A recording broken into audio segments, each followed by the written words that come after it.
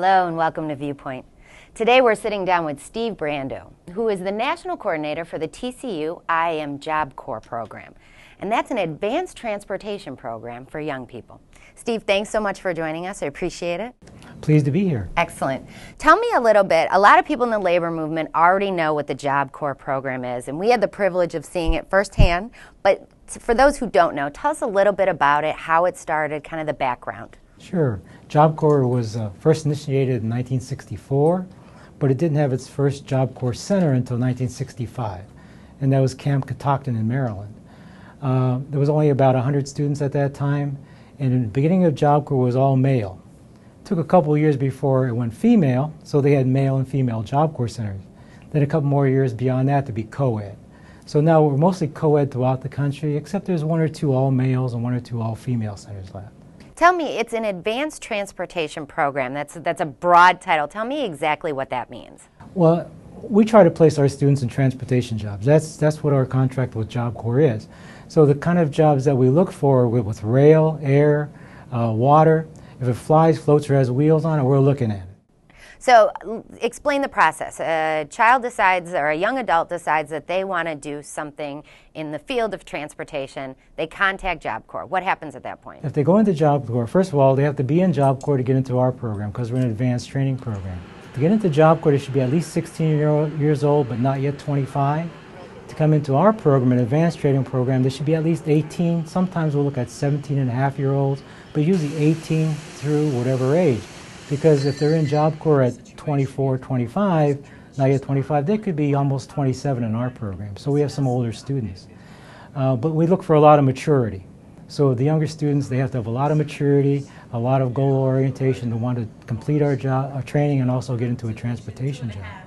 So to get into our program, there's a lot of requirements. First of all, they have to take a basic trade in Job Corps. And that could be any trade. They would have to do that very good, do very well, and they'd also have to meet certain math and reading scores. When they come into Job Corps, everybody's given a TABE test, and once they've done that well, and they have a good report in their dormitories, good behavior, all of that is considered coming into an advanced training program.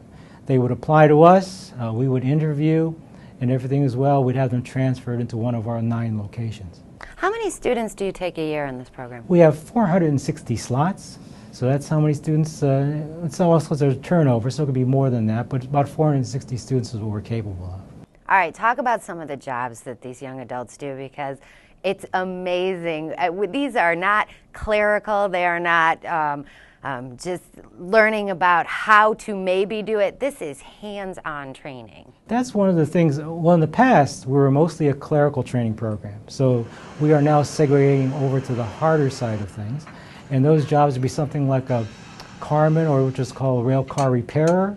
And at 3 of our locations, that would be the one in Texas, Gary Job Corps Center, and 2 in Missouri. One's the Excelsior Springs and one's St. Louis.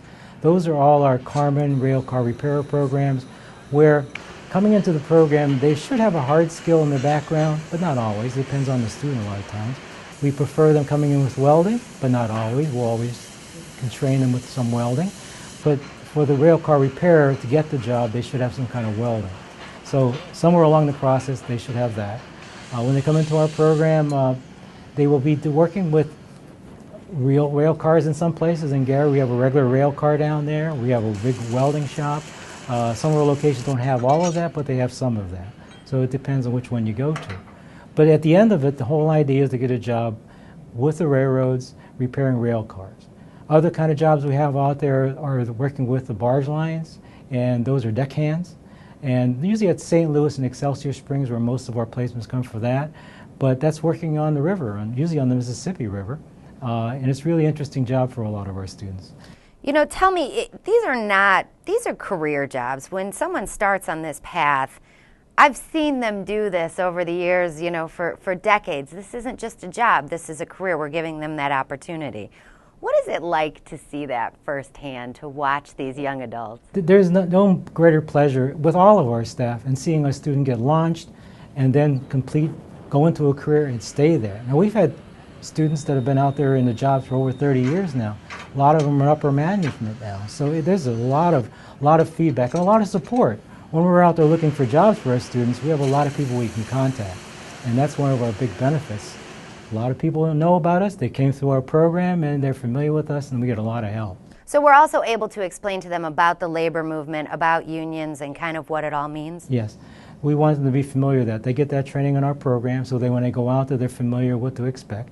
And also, a lot of the stuff we do in our program is working on the soft skills. And one of those soft skills is getting to work on time. And I'm sure all union members appreciate that. And when you get in the job, that you show that you have some interest in the job. And that's a big part of it. And also, you're not going to always be working 9 to 5, and you're not going to be working during the weekdays. You might be working on holidays. You might be working on the weekends. You don't know what shift you're going to be on. So our students are aware of that before they go to the job. And believe me, a lot of employers appreciate that because they don't get a lot of people that are interested in those kind of positions. But we do.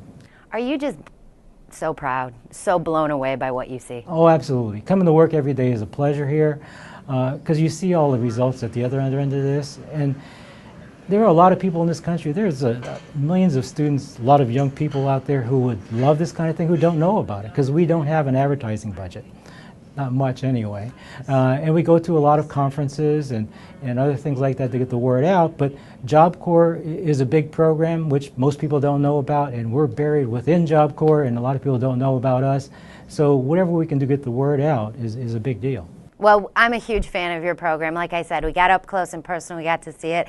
I think we're going to stop by in 2016 and kind of see what you guys are up to. Is that going to be a good year for you? Absolutely. We're doing great right now. And I only see good things coming forward. We have a lot of new opportunities. We met a lot of new contacts at our recent conferences. And we also rely on our union brothers and sisters to give us leads. And we got a lot of leads at the last conference, and we're going to follow those up and see where they take us. And that means a lot of new jobs for our students, too. All right, where can people get more information? Well, they can contact me at brandos@tcunion.org. That's one of the best ways. We also have phone numbers they can get a hold of me, and I'll let them know how to get a hold of Job Corps to get into Job Corps. Excellent. Thank you so much for talking with us. I appreciate it. Thank you. That's it for this edition of ViewPoint. We'll see you next time.